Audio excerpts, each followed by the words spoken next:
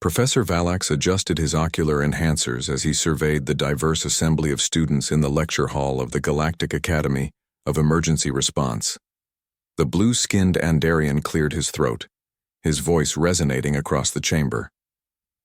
Today, we have a special guest lecturer from Earth, a Class 12 Deathworld. Commander Thomas will be demonstrating human crisis response methodologies. A ripple of excited whispers swept through the auditorium. Most species present evolved on worlds, classified between 3 and 7 on the galactic habitability scale. Humans, with their robust physiology adapted to Earth's harsh environment, were a relative newcomer to the galactic community, but had quickly gained a reputation for their unorthodox approaches to danger. Commander Thomas entered with a confident stride. Of average height for his species, what the students found most striking was not his appearance, but the casual way he carried himself in the Academy's standard gravity, 1.2 times that of Earth. "Thank you, Professor," Thomas said, nodding to Valax. "Let's begin with a scenario. Imagine you're on a transport vessel when the life support systems fail. You have approximately 20 minutes before oxygen depletion. What's your response? A slender Novan with translucent skin raised a webbed hand. Activate emergency protocols, distribute breathing apparatus, and signal for immediate assistance. Thomas nodded. Textbook correct. Now, what if the breathing apparatus is damaged and communications are jammed? The lecture hall fell silent. That's where human methodology differs, Thomas explained. We call it adaptive improvisation under pressure. Let me demonstrate. For the next hour, Thomas presented scenarios that progressively escalated in danger and complexity.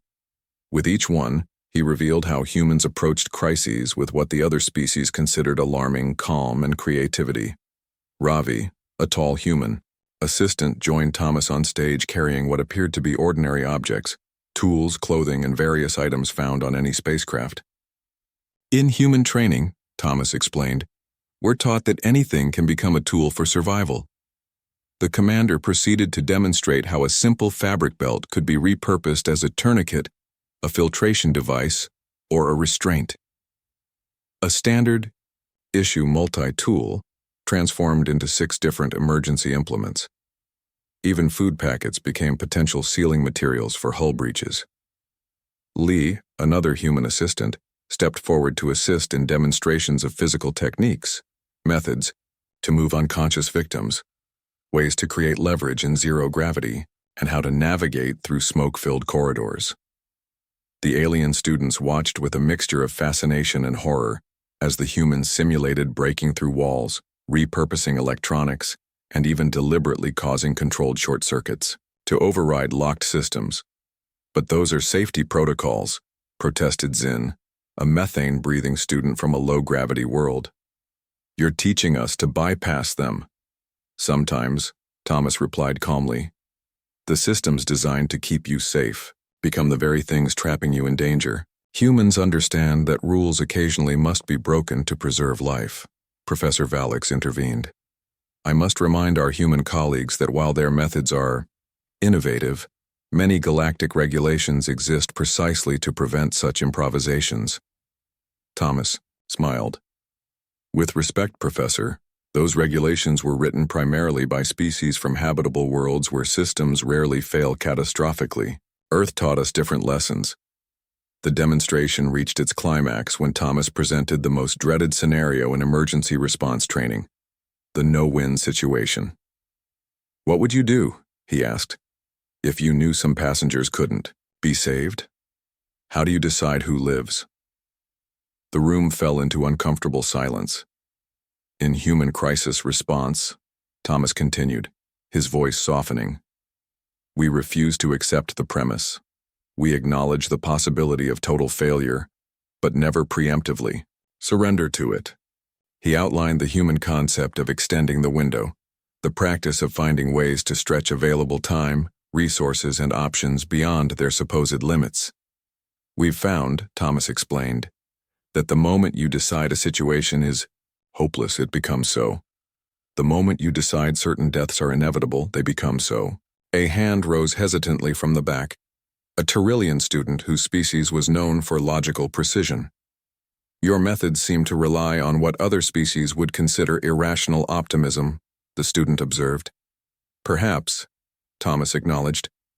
But Earth is a world where the improbable happens with surprising frequency. When you evolve on a death world, you learn that survival often depends on refusing to accept statistical certainties. As the lecture concluded, Professor Valax appeared slightly unsettled. Thank you, Commander, for this illuminating presentation. Students, please remember that while human methodologies are fascinating, they should be considered complementary to standard protocols, not replacements. Thomas smiled but said nothing. Later, as the lecture hall emptied, Terrace, a particularly observant student from an aquatic world, approached Thomas. Commander, I noticed something peculiar. Throughout your demonstrations, you appeared to be enjoying yourself. Is crisis response pleasurable to humans? Thomas considered the question. Not exactly. But humans evolved in constant crisis. Our ancestors faced predators, natural disasters, climate extremes, and disease. Those who found ways to remain clear-headed, even find moments of levity, during danger had better survival rates. So your species actually functions better under pressure? Terrace asked, multiple eyes blinking in astonishment. Within limits, Thomas replied. But yes, there's something in our neurology that can turn fear into focus, danger into clarity. It's why we've become valuable emergency responders throughout the galaxy. As Thomas gathered his demonstration materials, Professor Valax approached. Your methods continue to unsettle the faculty, Commander, the professor admitted. But I cannot argue with results.